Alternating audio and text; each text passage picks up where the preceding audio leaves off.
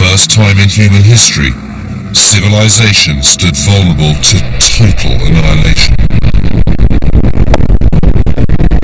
In an instant, the accepted conventions of warfare were brushed aside. The modern battlefield would now be 50,000 feet above us, and death would travel these new frontiers on the wings of a jet bomber. As Britain prepared for peace, the country was thrown into a different kind of conflict, one that forced the nation to learn a new language of war. As soon as we'd be called upon to be used, it was nuclear war, the Third World War, nuclear. One bomb was approximately equivalent to all the bombs dropped by the Allies on Germany in World War II. Our mission was a one-way ride, and you were going to blow up the world, and no one knew about it. To maintain its position in the New World Order and meet the exacting standards of this new technological warfare, Britain once again turned to its aviation industry for the next generation of war machines. There was no other country in the world who could produce an aircraft like the V-bombers. They were, for their day, like spaceships almost. As the platform for delivering nuclear Armageddon, the role of the jet bomber was set to dominate the political landscape for the next 2 decades. Aviation was the delivery system for the nuclear deterrent. I remember thinking, gosh, you ought to be a brave man to do that, because if you're doing it for real,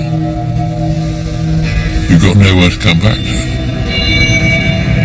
This is the story of how Britain embraced, adapted and improved its jet technology to face up to the terrifying realities of the new era and to define how the Cold War was fought.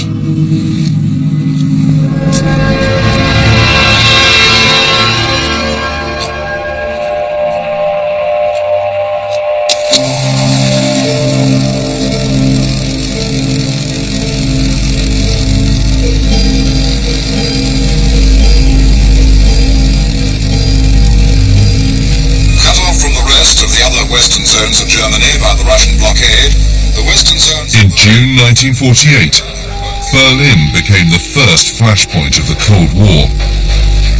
In a blatantly aggressive act to control the entire city, Stalin blocked rail, road and canal access to the west. There was only a one-way open to the beleaguered capital by air, and at western zone airfields, supplies were loaded aboard transports which had been rushed to the sea.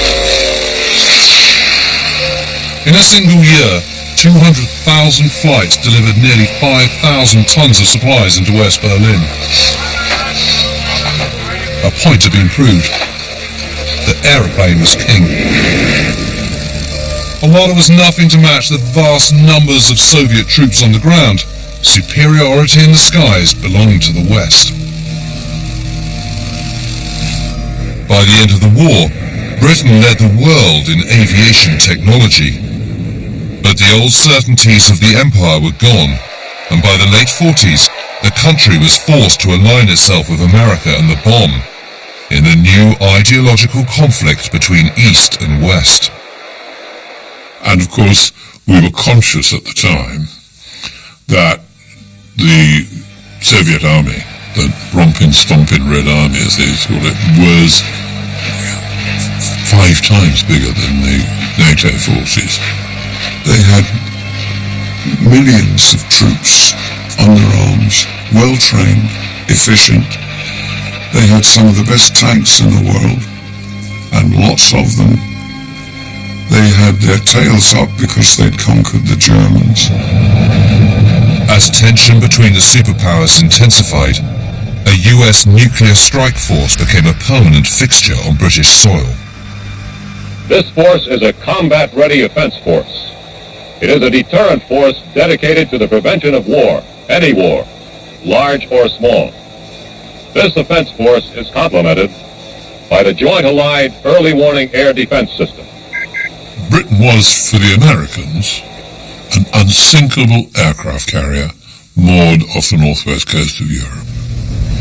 It's a great deal easier to fly from Lincolnshire to Leningrad than it is from America to Leningrad. You know, range was the thing. Shorter range, bigger payload, all those things. As America's foremost ally in Europe, Britain would be squarely in the Soviets' crosshairs if World War III started. Of course, Europe was the primary target because United States surrounded Soviet Union with the air bases, and they easily can reach most of the political and industrial centers. In 1949, confounding all expectation, the Soviet Union exploded its first atomic bomb.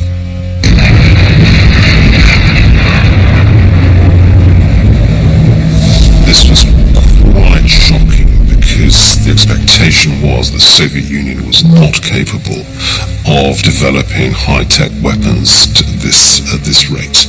The stage was now set for the next World War. A climate of suspicion, fear and mutual menace had begun to develop between the superpowers, and Britain, as the non-nuclear piggy in the middle, had nothing with which to retaliate. After the war, there was a feeling that that was the end of war. And it was suddenly realized that we had to prepare ourselves for this Russian threat. In 1951, Churchill spelled out the country's vulnerability in the House of Commons. We must not forget, he said, that by creating the American atomic base in East Anglia, we have made ourselves the target, and perhaps the bullseye of a Soviet attack.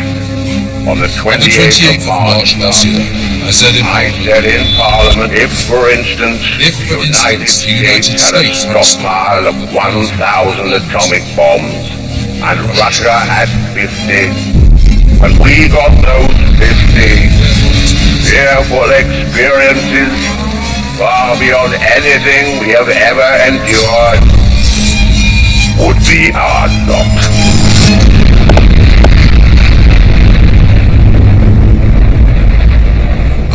Only option was the nuclear option. That was the quickest and easiest way to give a credible opposition and deterrence. Churchill argued the country must continue to develop its own independent nuclear deterrent, regardless of the cost. This was a generation of politicians who, you must remember, had seen what appeasement did in the 30s. They were damned if they were going to appease the Soviets. The prospect of Britain developing an atomic bomb had received a blow in 1946, when the American McMahon Act unanimously refused to share any atomic secrets with its wartime allies. That stupid McMahon Act prevented acting fully with them, and the kind of way at the time they were all apt to think they were the big boys, we were the small boys. We just got to sue them. They didn't know everything. To have influence in the New World Order, Britain would need its own atomic bomb.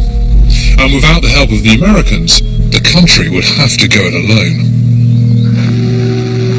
If you want to be involved in the deterrent, you have to be able to do your own deterring. And that's a powerful bargaining tool. If you can start World War III, you have to be listened to. As work got underway building the bomb, the Ministry of Supply started to draw up requirements for a new jet bomber. A plane that could fly higher, faster, and further than any bomber of the past.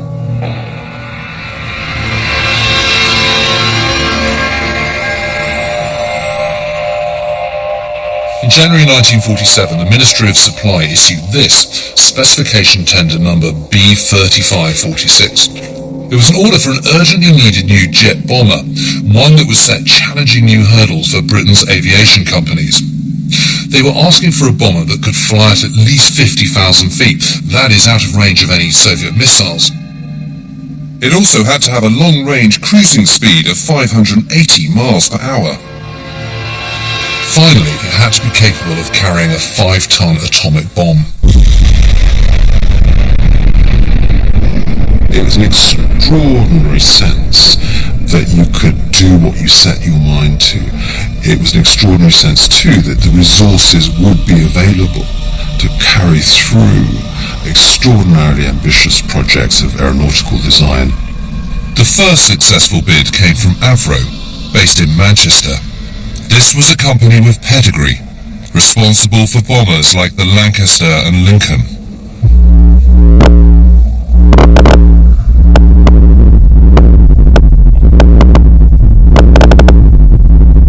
Avro's bid was radical, to say the least. The young designers of the Special Projects Department, known as the Avro Babes, had borrowed the idea from a glider they discovered on a scouting mission to Germany in 1945. This is the incredible first sketch drawn by a young designer called Bob Lindley. Initially it was met with derision, but what would emerge from this was a truly astonishing aircraft. The fantasy of every schoolboy in Britain.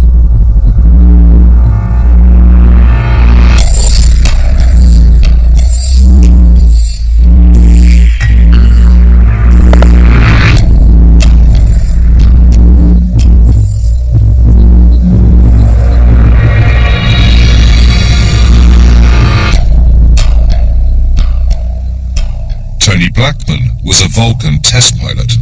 It must have looked incredible when the first designs were drawn up and when it first emerged from that hangar. Oh, yeah, absolutely. I mean, it's something completely different. But it was right on the edge of technology at that time. They really did a superb job.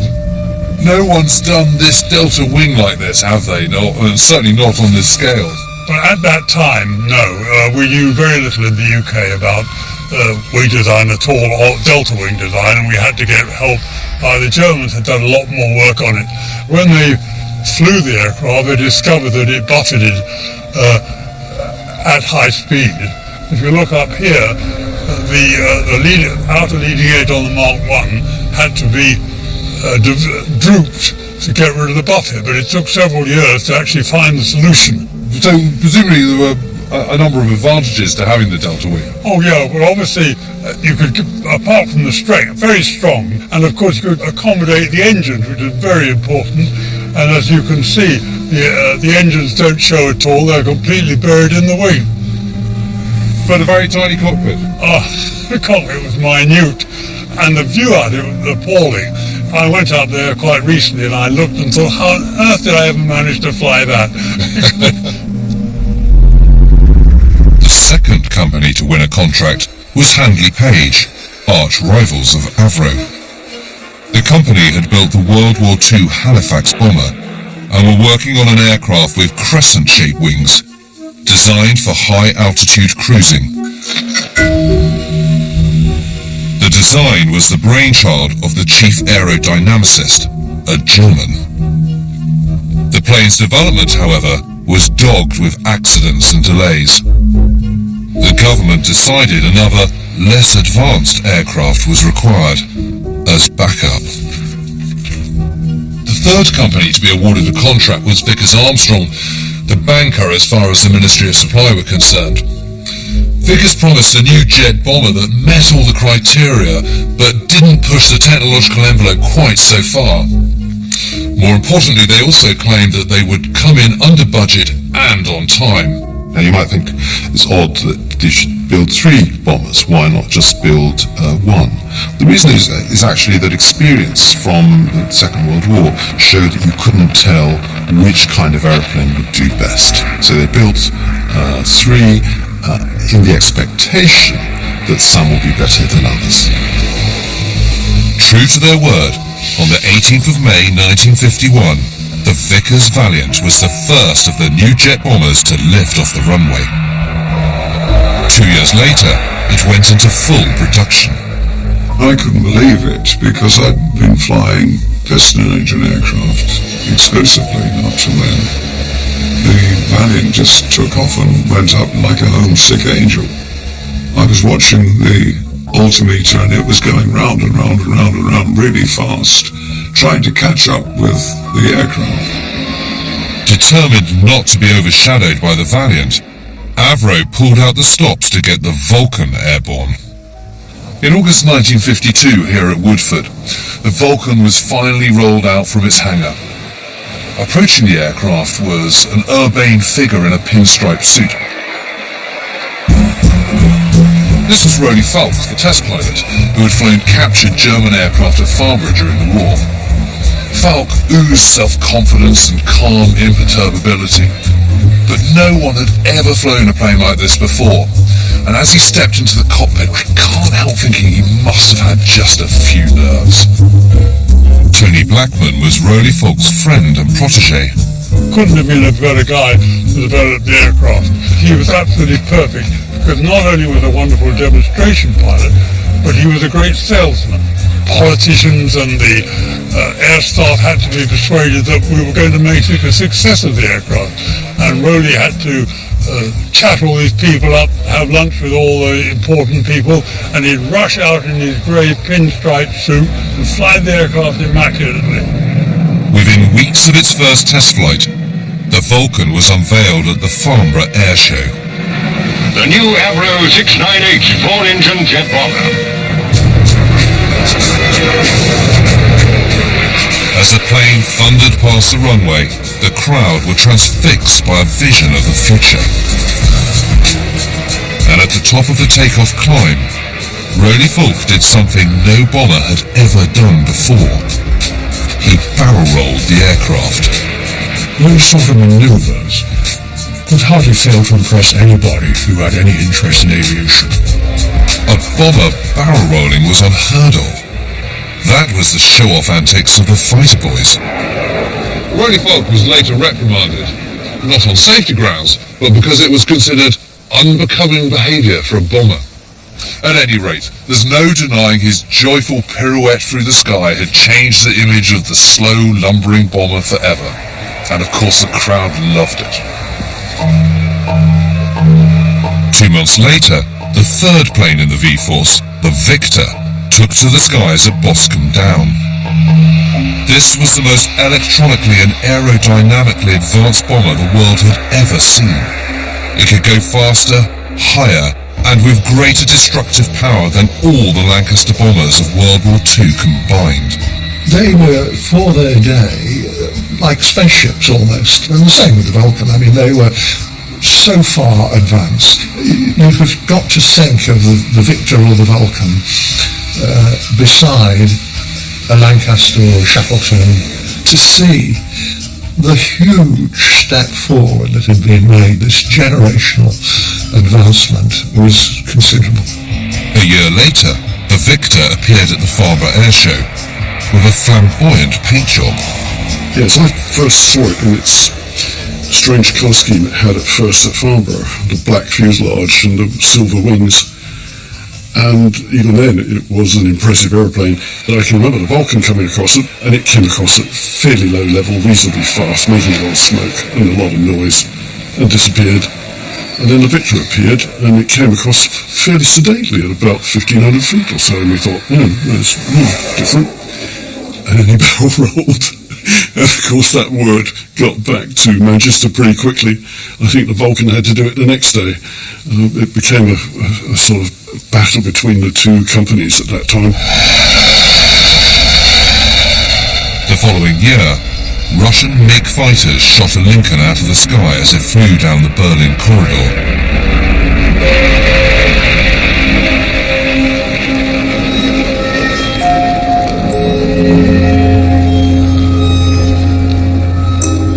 The days of the propeller-driven bomber were over.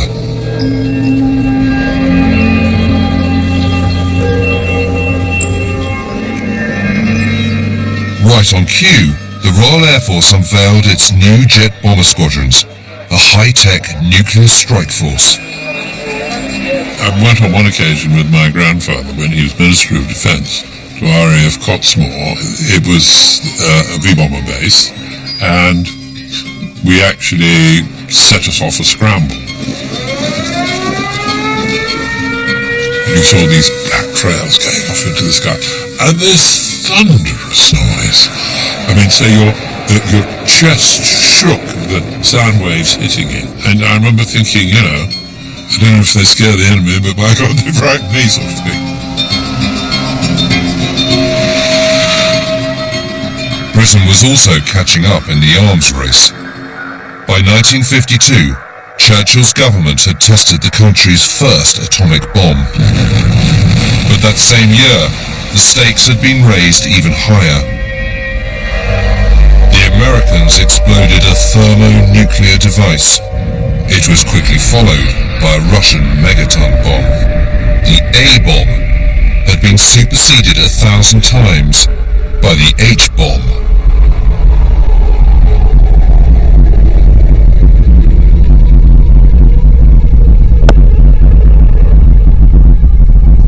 Churchill demanded Britain keep pace, and to hell with the cost. It was a price to be paid for a seat at the top table and a chance to influence superpower aggression. In 1957, Britain went thermonuclear. The Valiant swung into a 1.8 G-turn through 140 degrees on its planned escape course.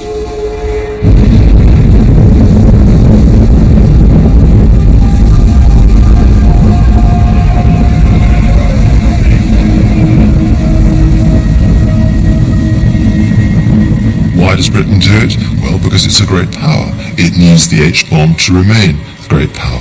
But there's another very important reason, and that is that the H-bomb, like the A-bomb, is seen as a relatively cheap way of fighting war. You need high-tech, relatively cheap warfare, and that's what the bomb does for Britain.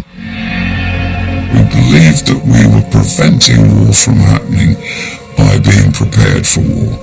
Wasn't it Theodore Roosevelt who said, the man who wants peace prepares for war? I believe that to be true. Or the other thing he came up with was walk quietly and carry a big stick. I mean, as far as we were concerned, we had a big stick. Now armed to the teeth with the technology to deliver, Britain needed men prepared to take on the burden of the independent nuclear deterrent and risk all in a Third World War. The RAF began the search for chaps with the right stuff.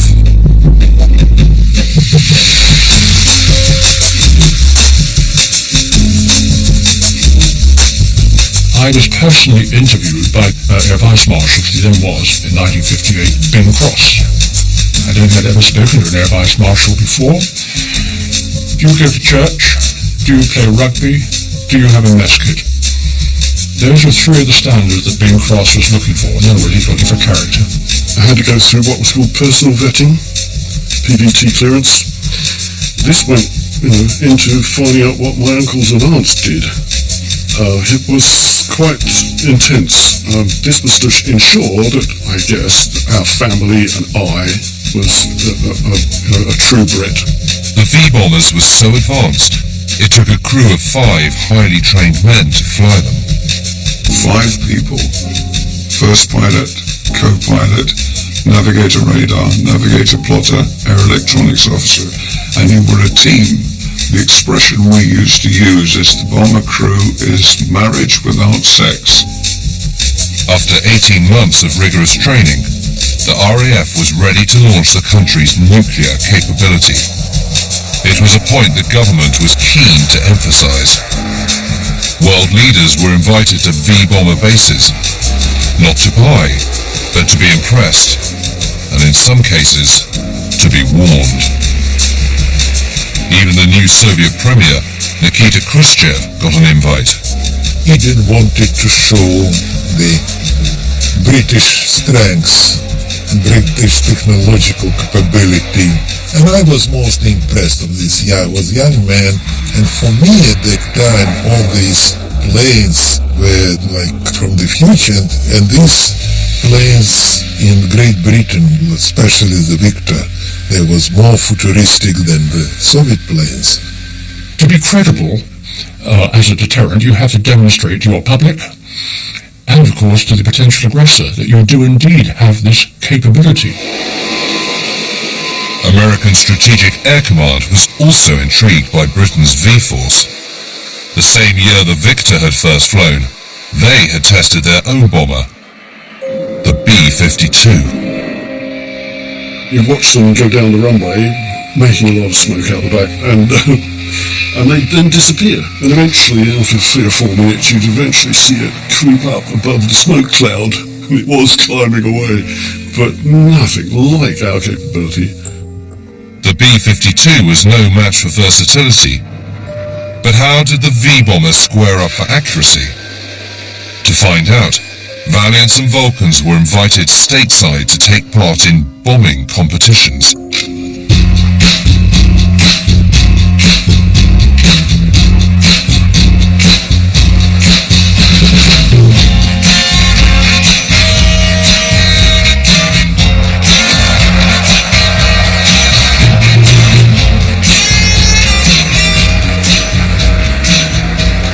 The whole thing about the Americans was big. Their bombers were big, their stations were big, and everything about it was kind of size and money. The United States Air Force guys were obviously paid considerably more than we were. They were highly regarded, got all sorts of privileges that we never saw here.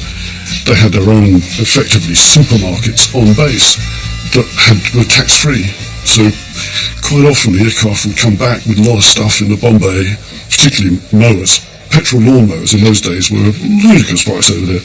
Samsonite suitcases. I think virtually everybody in the V-Force had at least 3 by the time they'd done a couple of trips through America. As the American public slept, the bombers would fly target runs over their cities and simulate nuclear warfare.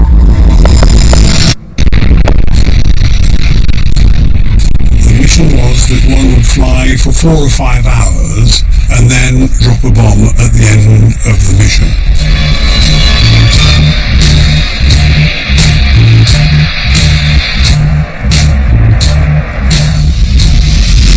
Tucson and Salt Lake City were probably the main targets. One or two occasions in Los Angeles. They had set up electronics so that they could tell when we'd released our bomb, and then they can work out, using the various trajectories, where the bomb would actually land and give you an assessment of your target, i.e. 500 yards from the target or 100 yards. And all our missions were all very good. I think they were all within 500 yards of the target, where the Americans were getting much bigger errors.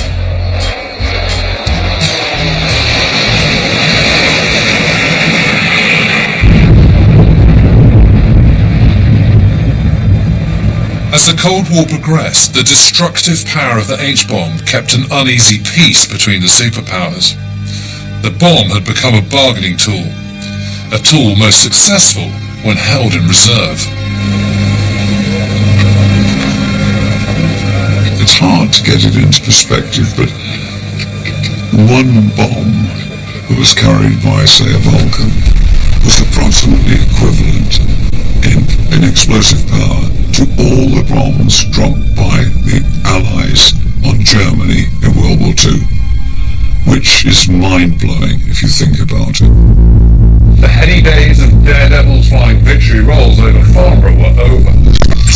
Pilots and crews were now living permanently on the front line of mad, mutually assured destruction. In those days, one had to sign the Official Secrets Act anyway to become a member of the Air Force. But when you joined the V-Force, now things became top secret and top secret atomic. We didn't discuss it with our families. My wife and family had no idea of what I might be called upon to do. Our mission was a one-way ride, and you were going to blow up, and no one knew about it. That one-way mission would be triggered if the country's eyes and ears at Fylingdales in North Yorkshire detected a Soviet attack.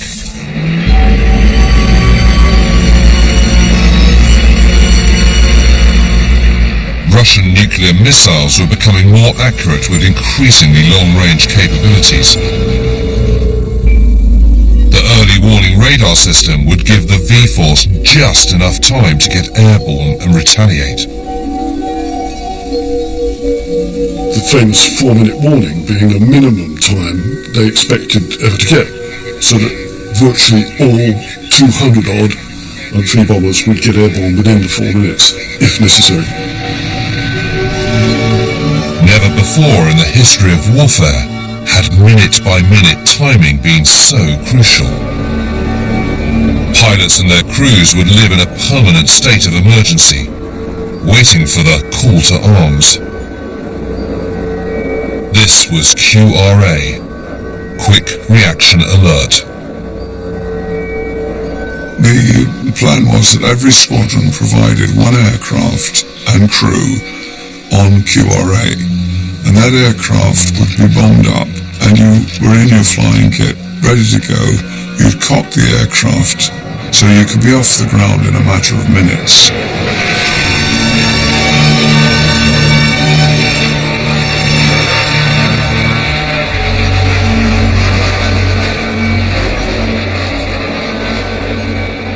QRA crews were separated from the distractions of normal life on base. They'd live in cabins close to the runway, within easy reach of their aircraft.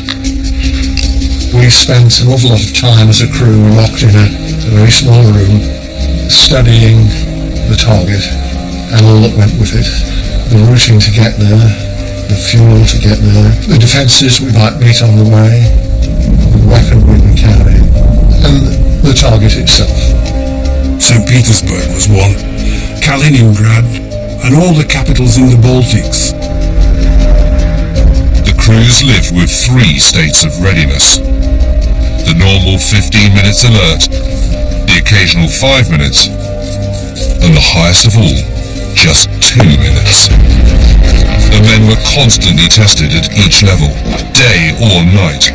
We would each have by this stage been given a car. If we got a call, which would come out over the tannoys across the whole station, we read the State 05 call, the crews would all clamber in these cars, rush out to our aircraft, get in the cockpit, shut the door.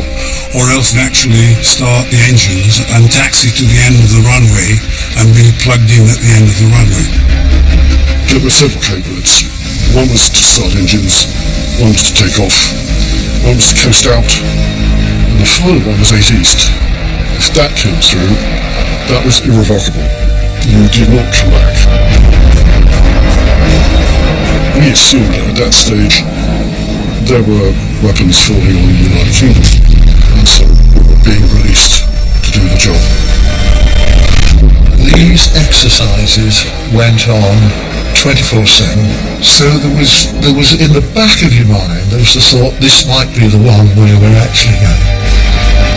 It might have been half an hour later, when we were at height and on our way, that you began to think, oh my goodness me, this is for real.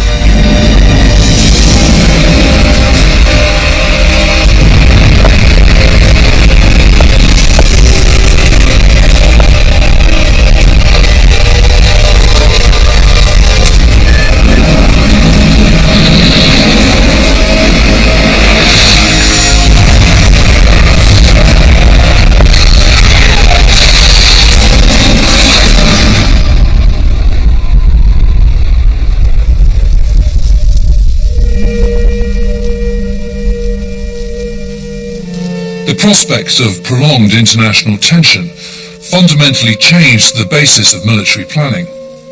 The country's war chest was bursting at the seams. Britain no longer required forces stationed throughout the globe armed with conventional weaponry. The peace of the world now depended on the efficacy of the nuclear deterrent. Britain was spending more than 10% of gross domestic product on warfare in the early 1950s. Quite extraordinary, historically unprecedented for peacetime.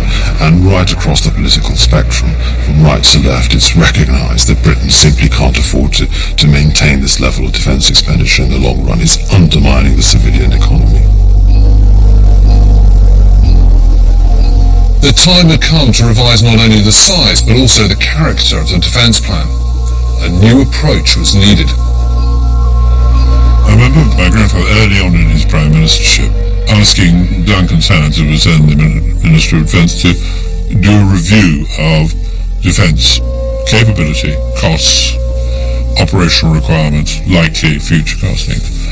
And it was quite clear from that Britain could not afford to have the commitment that she'd had up till then.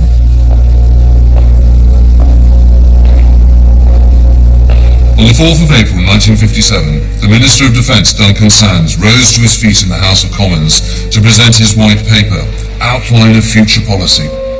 Despite the sense of expectation, the speech was, for the most part, rather dull, but then came the sting in the tail. Hidden under the section, Research and Development, Sands spelled out his decision to cut off the aviation industry at the knees.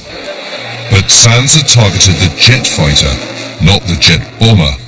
Fighters, he believed, now played a limited role in modern high-tech warfare. They were expensive to develop, and there were too many private companies building them.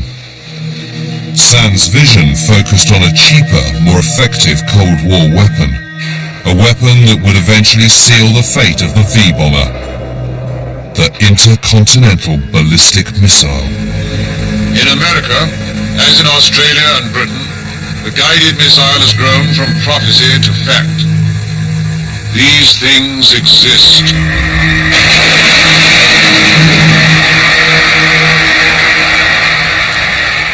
No more aeroplanes. We're going to do it all with rockets. And I remember the newspaper hoardings and everything and thinking, that's rather screwed my career prospects. But it's a sign of Britain's commitment to modernity, especially in warfare, that you can have a white paper of that radical nature. The nation's romance with the jet fighter had had its wings clipped. But there was one experimental plane that escaped the clutches of the white paper. An aircraft with a spine-shattering rate of climb and a top speed of Mach 2. The RAF's first operational supersonic jet, the English Electric Lightning.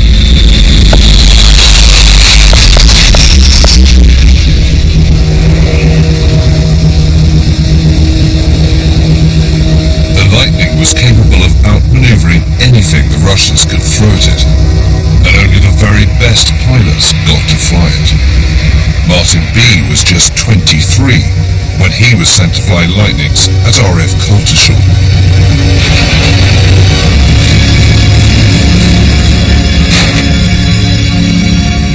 Gosh, look at that. That's bigger than I thought. I mean, this must have been every young pilot's dream, isn't it, to fly on this? I think so, because it was the first supersonic aeroplane in level flight that we had in the Royal Air Force. It really was a bit of a hot rod.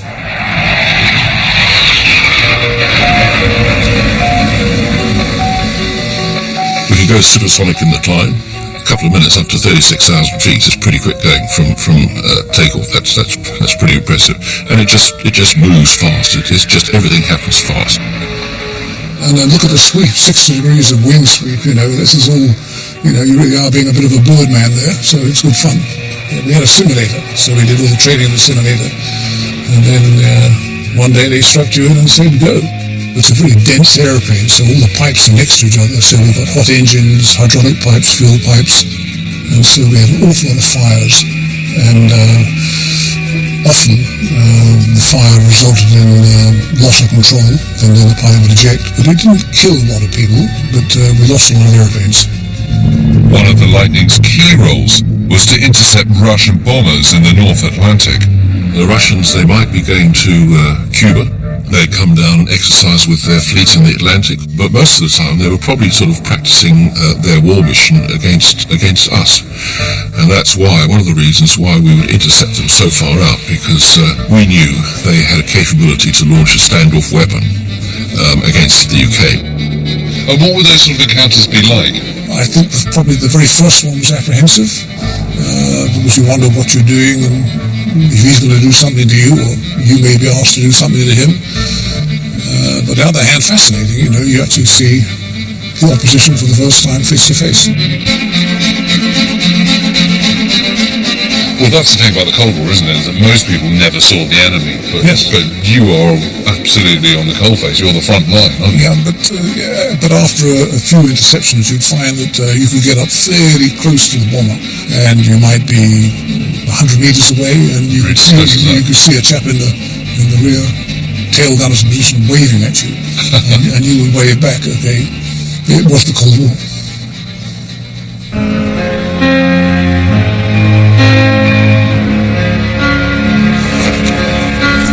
Pilot John Ward decided to take the Lightning out to give me a sense of its sheer power.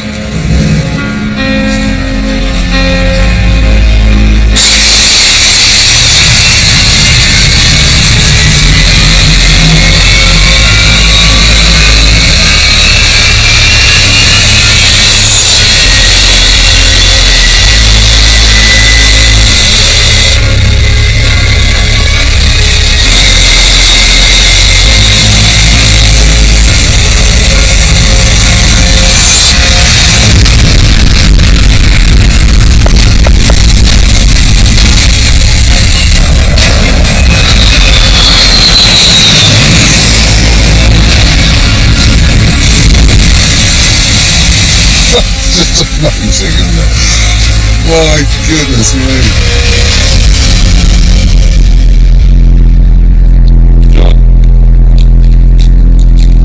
That was absolutely amazing. Really was incredible. And just to see that immense power and speed, I mean, it's a blur going past me. It's something you never get over. I'm still hooked on the adrenaline. You can see it dripping out of me now. What was it like to fly? Well, it's a Mark II airplane. Faster than a rifle bullet. Yeah, that's saying something, isn't it? And first time I ever flew one of these solo, I was changing the radio channels in the climb out over Norfolk, and I saw a little flicker on the instruments and suddenly realised that even though I was climbing in cold power, I was supersonic. It's just absolutely ridiculous. 1950s technology. Yeah. This is when British industry was producing some awesome pieces of kit. An awesome piece of kit indeed. The Lightning was retired in 1988, 1 year before the Berlin Wall came down.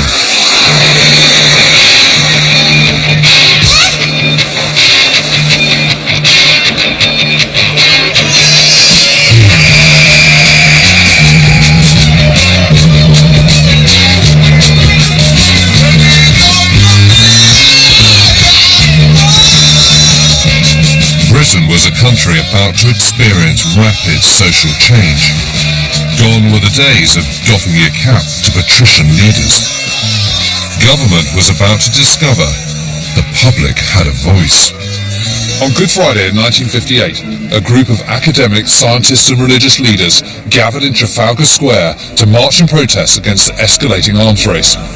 And this business of hydrogen bombs and nuclear weapons is supremely a moral issue. They'd have been happy if 50 people had turned up, but instead 10,000 braved the rain and the snow. Over the next 4 days, they walked 60 miles to this place, the Atomic Weapons Establishment in Aldermaston. The campaign for nuclear disarmament had begun.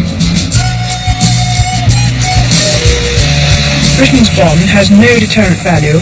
It can make no difference at all to the situation between America and Russia. I think we should ban it. Definitely. Because someone's got to make the first move, haven't they? They all thought, I'm sure, that they were doing good or trying to stop what was happening. But this had already happened. I mean, we'd already exploded an atom bomb in Japan. We'd already exploded in Christmas Island. The Americans had worked out thermonuclear weapons in Nevada desert. So really, it's like the moment you invent something, you can't de-invent it, can you? It was an argument that would be brought into sharp and terrifying relief. On the 14th of October 1962, a U-2 spy plane flew high over Cuba to see if there was any truth to the rumours that the Russians were building missile bases on the island. The pictures they brought back would take the world to the brink of Armageddon.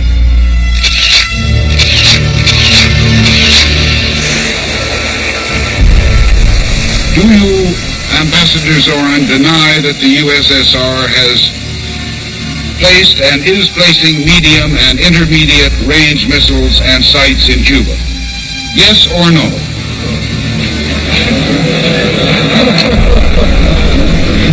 You will have your answer in due course. I'm prepared to wait for my answer until hell freezes over, if that's your decision. Americans were lucky living protected by two oceans. So for them, enemy at the gates or technical capability to reach their territory generated this fear. If they technically can do it, they will do it tomorrow. As Kennedy and Khrushchev squared up to each other, it was clear to the Prime Minister, Harold Macmillan, that despite the conflict taking place over 4,000 miles away, it was Britain that was on the front line.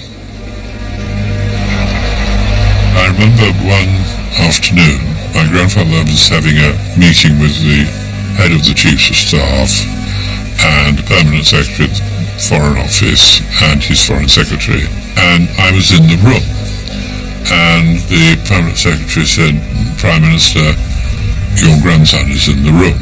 He shouldn't be listening to this is classified." And my grandfather looked at him and said, "If we get it wrong, it's going to have far more impact on him than on us." The President Kennedy told my father in Vienna that we can destroy you many times. Khrushchev answered, "It is no difference. I'm not so cannibalistic as you. I can destroy you only once." It shall be the policy of this nation to regard any nuclear missile launched from Cuba against any nation in the Western Hemisphere as an attack by the Soviet Union on the United States, requiring a full retaliatory response upon the Soviet Union. On the 22nd of October, Strategic Air Command went to DEFCON 2, one notch away from war itself. And a naval blockade was set up around Cuba.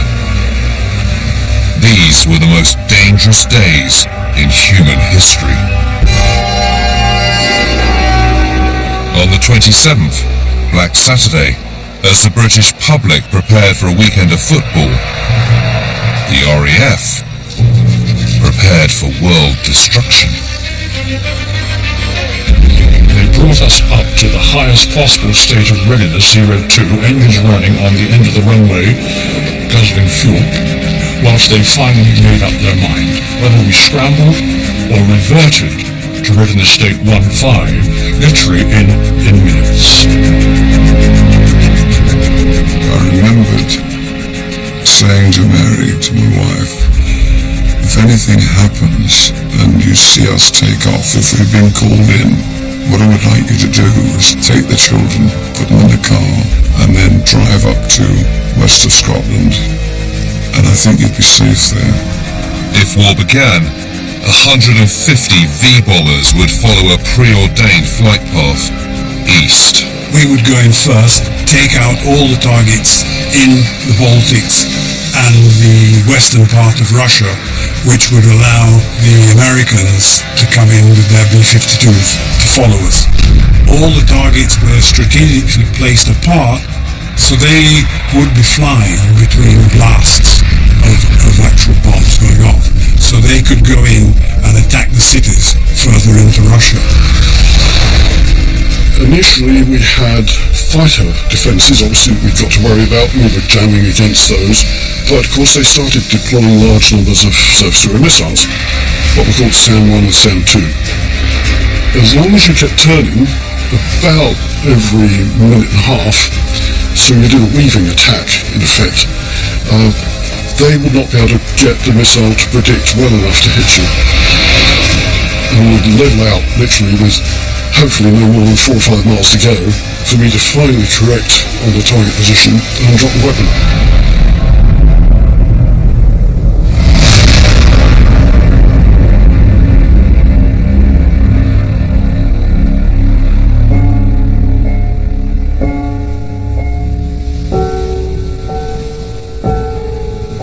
Now a spent force, the V-bombers would head home.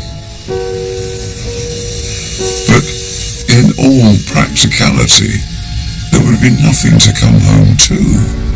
I mean, Britain would have been laid waste. It doesn't bear thinking about, really. It's awful. It's too awful for words. At the last minute, Khrushchev ordered his ships to turn away from the American blockade. The crisis had been averted. We credited our politicians with being rational people. We credited the Soviets with being rational people. And Khrushchev, for all his bluster and his shoe-tapping in the United Nations, at the end of the day, when confronted by Kennedy's blockade, proved to be rational. But if Britain's deterrent had been launched, it was unclear just how effective it would have been. 2 years before Cuba, there was another missile crisis. A U-2 spy plane piloted by CIA operative Gary Powers was shot out of the sky whilst photographing military sites in Soviet airspace. What was shocking was the U-2 was flying 13 miles high. If Soviet surface-to-air missiles could hit a plane at that altitude, they could also destroy a V-bomber. The first reaction, I suppose, was perhaps Duncan Sands was right after all. The V-force had become the vulnerable force. The only option was to go under the radar. So suddenly overnight, all the tactics changed to a high-level flight over Western Europe, and as you approach Eastern Europe, you then dive down and fly as low as you can to the ground. And then when you approach the target, you would climb up to altitude, release your bomb, and then turn away and try and get home. V-bombers were given new war paint. The anti-flash white was replaced by the more prosaic camouflage. The pilots were also provided with an additional piece of equipment. We were given an eye patch as well, and the reason for that was if we were near an explosion, the rays would take out one eye. You could then take off your patch and continue with a good eye. That was the thinking at the time. It beggars belief, doesn't it? But this was, I mean, we used to practice this. We would cover up the aeroplane and put on an eye patch and fly with one eye, and then take it off and fly with the other eye. Well, I have to say that wasn't a very comforting philosophy, and I suspect had we been that close to a nuclear detonation that we were blinded, that was the end of the game in any case. But the bombers hadn't been designed for low level, and they didn't adapt well to their new environment. It was extremely bumpy. I mean, I know navigators that as soon as we went low level, they started being sick. And they stayed being sick for 2 hours at low level. It was pretty awful. The heavy, turbulent air was playing havoc with the integrity of the Valiant. Cracks in the rear spar of the wings began to appear. In the end, the entire Valiant fleet had to be scrapped. A sad ending to a plane that had served its country well. The Victor fared better, but the only V-bomber robust enough to thrive at low level was the Delta-wing Vulcan. With great foresight, the Air Ministry had already started designing the next generation of jet bomber, their most advanced yet, the TSR-2.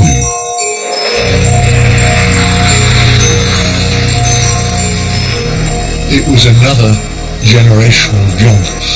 almost as significant, if not quite, as was the V-bombers beyond the piston engine era. And I thought to myself, my word, if that continues in development successfully, we've got a world beater here. This is a specification for the TSR-2, and frankly it's a pretty long list. It had to have a high-altitude, long-range nuclear strike capability, so rather like the V-bombers, but it also had to be able to perform like a fighter at low altitude. On top of that, it had to be able to fly in all weather conditions and to be able to carry the latest, most sophisticated radar system in the world. As if that wasn't enough, it also had to be able to fly at supersonic speeds of up to Mach 2. If it could achieve all this, it would ensure Britain's supremacy in world aviation for years to come. One aeroplane to do everything was great. And not only was it so, as I say, so technically advanced, the engines and all the electric equipment were brilliant. It did everything that the Vulcan had, plus everything a fighter had combined into this aeroplane.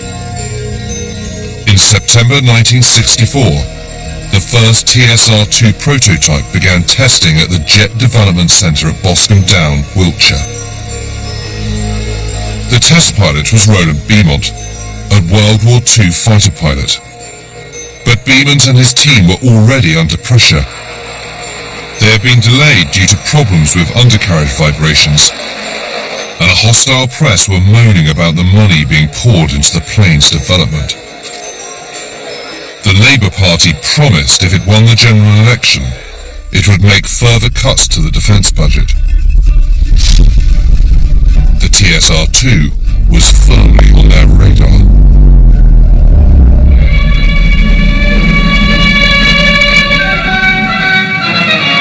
There's one basic fact. Labour has a clear majority. We have a Labour government. You know what, this truly would have been an amazing aircraft. It's the culmination of 20 years of being at the top of their game. And it all gets ploughed into this one aircraft, and then they go and exit. This just makes you want to weep. As one aeronautical engineer put it, all modern aircraft have 4 dimensions: span, length, height, and politics. The TSR-2 had got the first 3 right. The Labour government is cutting back on Britain's high-tech projects, the projects inherited from the Tory governments of the 1950s, and is seeking to replace those with a new kind of technological revolution, less military, less prestige-oriented, more concerned with economic development, more concerned with people's daily lives. We ended the war technologically rich. We were the world leaders in jet propulsion. Nobody else, not even the Americans, had gone as far as we had with serviceable, working, capable jet engines. But we gave it all away. We frittered it all away. What do we have today? We have a conglomerate, BAE Systems, which builds bits of aeroplanes. Every one of those small aeroplanes there that you see on that desk is British, purely British. You can't point to that nowadays. By 1969, the V-Force had been superseded as the delivery vehicle for World War III. Britain's strategic nuclear deterrent was handed to the Royal Navy. The government had decided to opt for a submarine-launched ballistic missile called Polaris, an American design. It made sense. We were vulnerable, the submarine was invulnerable. This was a superior system, because ours, I suppose, was becoming increasingly vulnerable, and penetrating was going to be more difficult with each year that went by. Just 1 year earlier, the Americans orbited the moon, and for the first time in our history, we clearly saw our world for what it was.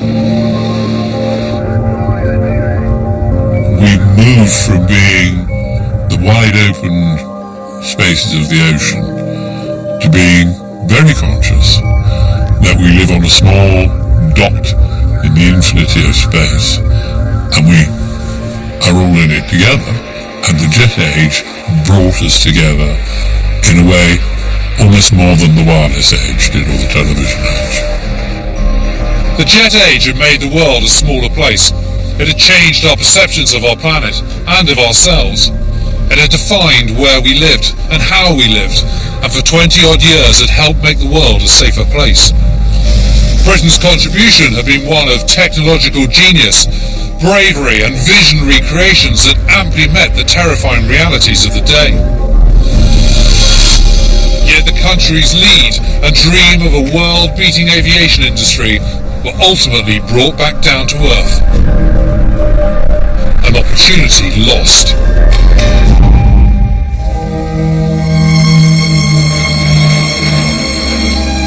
We probably attempted to do too much.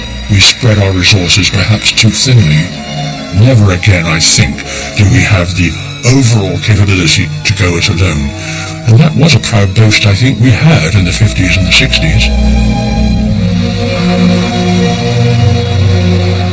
Yes, I am proud, because we kept the peace all that time, 15 years, and a lot of people said we couldn't do it, but we did.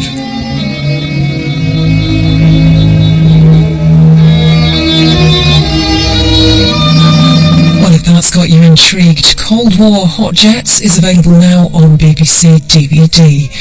And you can catch up with Strange Days, Cold War Britain, Episode 1, anytime now on BBC iPlayer.